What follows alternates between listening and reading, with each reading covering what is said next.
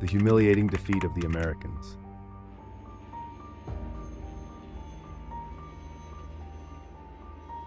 In Part 2, we witnessed the fiercest and most dramatic developments of the battle.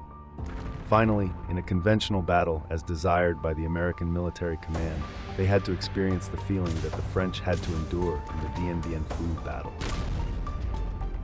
The despair of more than 6,000 American soldiers at this time was no different from the 16,000 French soldiers in 1954 in Dien Bien. The only difference was that Nguyen had in his hands an extremely strong air force with even the B-52 Super Fortress, but was still powerless, unable to do anything against the large waves of the Liberation Army. Unable to bear it any longer, Johnson was forced to take action. Operation Pegasus. On April 11, 1968, the Pegasus campaign to relieve Kai San began. The 1st Air Cavalry Division, the most powerful mobile force of the U.S. Army at that time, was deployed to Kai San. This force consisted of 3 brigades. Each brigade had from 2,400 to 3,000 troops. In addition, there was also the 3rd Airborne Battalion of the Army of the Republic of Vietnam and a 105mm artillery battalion participating. With a total of 15,787 troops, 439 aircraft, mainly helicopters, 1,600 vehicles of all kinds, 54 105mm artillery pieces, 87 rocket launchers with 1,872 70mm launchers installed on armed helicopters. The 1st Air Cavalry Division had such mobility and firepower that no other unit in the world could have. When having to use this force, we understand that the Americans had to use it as a last resort. Immediately after the U.S. launched Operation Pegasus to relieve Khe Sanh, the General Command of the Vietnam People's Army mobilized the 308th Division to join the battle instead of the 325th Division on the battlefield. The 325th Division was ordered to march to support another front. With the support, the U.S. Army began to launch a counterattack operation to fully utilize the advantage of helicopters with a large number of combat and transport helicopters. B-52s continued to be used to clear areas where the Liberation Army was stationed or suspected of having units there, with the purpose of clearing them in advance for the mobile infantry to attack. On the morning of 1/4/1968, U.S. helicopters dropped an air cavalry battalion to Bong No. Dong Tro and Ut Nhi dropped an artillery company to Khe Sanh. On the 2/2/1968, U.S. helicopters dropped an air cavalry battalion to Lang Cat and another section to Ka Lu. At Ka Lu, the 1/5th U.S. Air Cavalry Battalion clashed with a Liberation Army battalion. A fierce battle broke out. The 1/5th U.S. Battalion suffered heavy losses. Lieutenant Colonel Rango, the battalion commander, was killed. The 2/5th Battalion was immediately sent to support, but the Liberation Army was retreating. On April 3rd, the U.S. continued to send 200 helicopters to drop the 1st Air Cavalry Battalion to Paca, Lang Con, Hill 420, and Co Nom. On April 4th, with the intention of capturing Hill 471 and controlling the southwest of Ta Con, the U.S. used heavy artillery and air power to bombard the peak for many hours. After that, they sent helicopters to change the 1st Marine Battalion to fight, but were intercepted by a Liberation Army company. The battle lasted from 10 a.m. to 3 p.m., but was still undecided. The U.S. commander decided to use helicopters to land another cavalry battalion, continuing to organize the attack on Hill 471. In another direction of combat, the U.S. continued to use helicopter transport techniques to conduct counterattacks. On the morning of April 4th, after using artillery and armed helicopters to bombard the Lang Quai outpost for hours, an American battalion divided into 2 groups and attacked straight into the Lang Quai outpost. There, only 20 soldiers of the Liberation Army were stationed. That day, 5 attacks by the U.S. were broken, with nearly 100 soldiers killed and wounded. In the 3rd attack, Deputy Company Commander Bui Nguyen had a broken leg and asked a soldier to use a bayonet to cut off the broken leg to continue fighting and commanding, and died on the battlefield. After 1 day of fighting, 20 soldiers were wounded and killed. The battlefield was partly destroyed, so that day, the Liberation Army retreated to the 2nd line to hold the position. The Lang Quai position continued to fight until April 7th, when it was ordered to retreat to the south to match the firepower to continue fighting the Americans. But the most typical was the battle at the 595 peak. The 595 position was the scene of the fiercest battle for 2 days, from April 6 to 7, known as a 1 in 40 miracle. On the liberation side, only 2 squads blocked 2 American battalions within 2 days, and were recorded to have killed nearly 200 American soldiers. Soldier Nguyen Hu Bao alone killed 79 American soldiers. The campaign was hailed as a heroic operation by the People's Armed Forces. After counterattacks from the 1st Air Cavalry Division, with its overwhelming mobility and firepower, the U.S. forces continued to grow in strength towards Khe Sanh. On April 6th, the air cavalry units joined forces with the Marines to attack inside the base at Hill 471. After that, the 1/9th Marine Battalion began to sweep the area around the base, starting from Hill 552 and then to Hill 681, but met no resistance. After being surprised by the firepower of the extremely strong U.S. reinforcement unit, the Liberation Army also reorganized its forces and launched counterattacks. On the morning of April 5th, the 4th Battalion of the 24th Regiment of the Liberation Army suddenly attacked, eliminating nearly 100 cavalry soldiers from the combat room on Hill 400.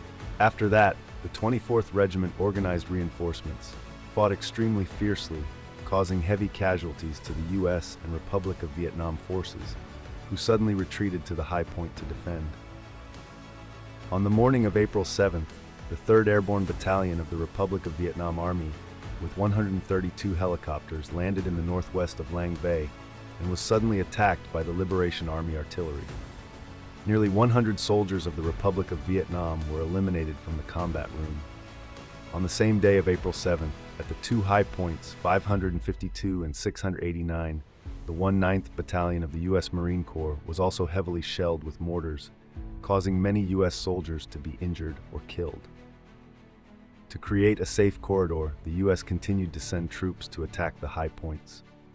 In the following days, the fighting would continue to be fierce at nearly 20 high points outside Khe Sanh and the Lang Bay stronghold. On April 14th, the U.S. announced that the Pegasus campaign had ended and Khe Sanh had been successfully relieved. However, in reality, the U.S. troops had only created a supply line to Khe Sanh from the east. The remaining 3 sides of the base were still loosely besieged. Fierce battles continued and the U.S. troops were still frequently attacked. At the same time, in the east, the 320th Liberation Army Group also increased its combat activities. The 64th Regiment continuously attacked on Highway 9, destroying many U.S. vehicles and combat troops. Many U.S. troops advancing to break the siege in the areas of Con Tien, Doc Mue, Quan Gang, and An Thai were defeated by the 48th Liberation Army Regiment. During the period from April 19 to 24, the U.S. side organized a strong counterattack and captured many high points outside Khe Sanh. The Liberation Army proactively withdrew, abandoned the high points, and organized ambushes on the enemy's marching routes. At the end of April 1968, the U.S. and the Republic of Vietnam forces were forced to end Operations Pegasus and Lam Son 207 when the intention to relieve Khe Sanh had not been realized. However, the U.S. operations pushed some of the encirclement points away, recaptured some important key areas in the area around Khe Sanh, causing great losses in terms of troops and technical weapons for the enemy. The risk of Khe Sanh being completely destroyed, like Dien Bien Phu, was removed. On the Liberation Army side, after the encirclement was broken by the U.S. Army in the Pegasus campaign, the units also began Phase 4, restoring the encirclement and continuing to put pressure on the U.S. to withdraw from Khe Sanh. Phase 4. The Americans withdrew from Khe Sanh. On May 4th, the Liberation Army suddenly attacked the U.S. Hill 552, causing heavy losses to 2 U.S. cavalry companies, a U.S. Marine company destroying 4 105mm cannons, 9 106.7mm cannons. At the same time, in the west and northwest of Khe Sanh, the 66th Regiment practiced encirclement and containment of the hills 832-689. In the southeast, the 9th Regiment attacked and closed in on Khoi Village, defeated an American counterattack, shot down 3 helicopters, and killed and wounded many American soldiers. On Route 9, continuously on May 14 and 15, the Liberation Army organized a number of raids in the south of Kwai Village, causing difficulties for the U.S. Army's supply to Khe Sanh. While the 304th and 308th Divisions intensified their operations in Takhan, Route 9, the Dong Bang Division also fought, creating a continuous position on the eastern flank of the front. The Liberation Army sank many American cargo ships on the Kwa Viet River, and most notably, on the afternoon of May 2nd, the 3rd and 6th Battalions, in coordination with artillery and local units, heavily damaged the 2nd Battalion, 4th Regiment of the U.S. Marine Corps. The U.S. Command decided to send another regiment and another battalion to reinforce Khe Sanh. Organized the 2nd Khe Sanh Relief Operation with the code name Scotland II to stretch the siege formation of the Liberation Army, creating conditions for the intention to withdraw from Khe Sanh. By May 18th, the U.S. Marine Corps commander decided to evacuate all the garbage disposal forces at the high points north of Khe Sanh and bring them back to reinforce Route 9, Nam Ta Khan and Dong Ha Kwa Viet in the west and east. But after a month of fighting, the results were still nothing new. About 1,000 more U.S. soldiers were killed and wounded. Operation Scotland II ended. The U.S. force in Khe Sanh had 5 Marine Rescue battalions left, including a garbage disposal unit along the front line to protect the supply line to Khe Sanh and ensure timely and effective support for the withdrawal of U.S. troops from Khe Sanh when necessary. On June 26, General Abraham, commander of the U.S. forces in Vietnam, decided to carry out Operation Charlie, organizing the withdrawal of U.S. troops from Khe Sanh. The U.S. troops in Khe Sanh were supposed to destroy all structures and heavy weapons and not be able to evacuate to avoid falling into the hands of the enemy. Although the withdrawal was well planned, many withdrawals of the U.S. troops were still discovered and intercepted by the Liberation Army.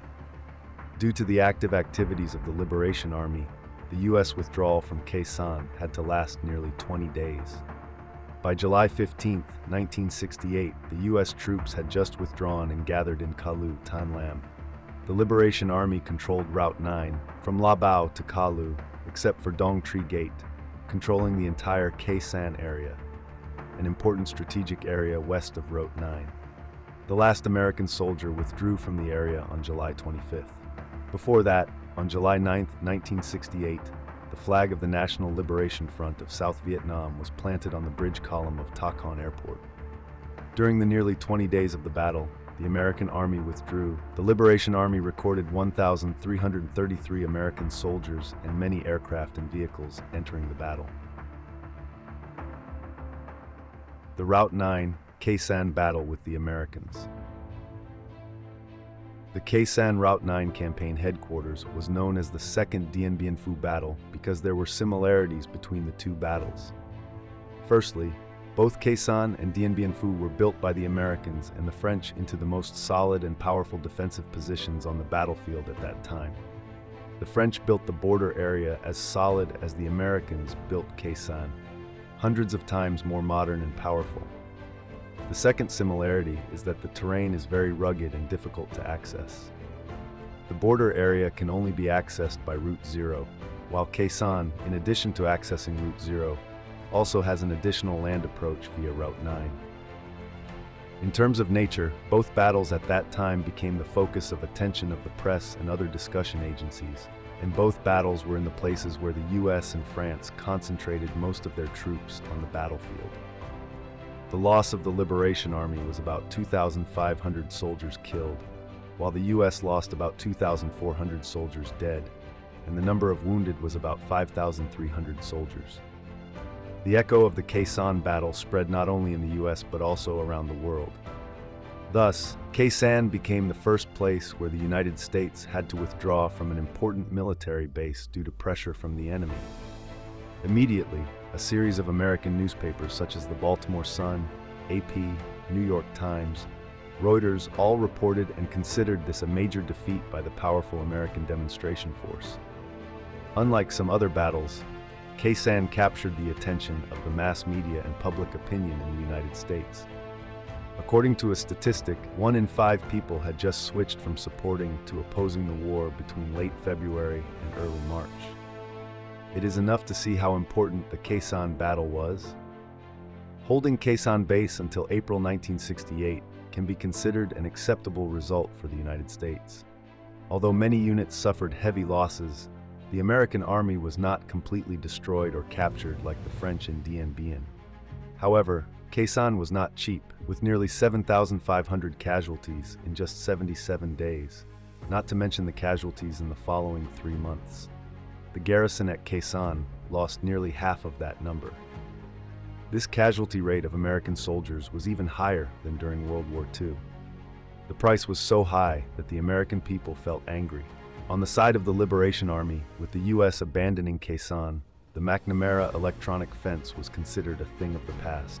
The strategic plan that the U.S. was building to cut off the Ho Chi Minh Trail was considered bankrupt. And from here on, there was no base that could directly threaten the route of goods to the front line. The Liberation Army quickly took advantage of the results. From the end of 1968, an additional Truong Son route was opened, commonly known as the Truong Son Dong route. Compared to the western routes, the eastern Truong Son route was shorter and less winding, so the delivery of goods and troops to the south was much faster. Therefore, it can be said that the Khe Sanh battle was the greatest victory of 1968, a greater victory than the uprising in Hue, serving as a springboard for the later major campaigns of the Liberation Army, such as the Lower Laos Campaign, the Summer 1972 Campaign, etc. And finally, the decisive Spring 1975 campaign, as President Ho Chi Minh once said, paved the way for even greater victories.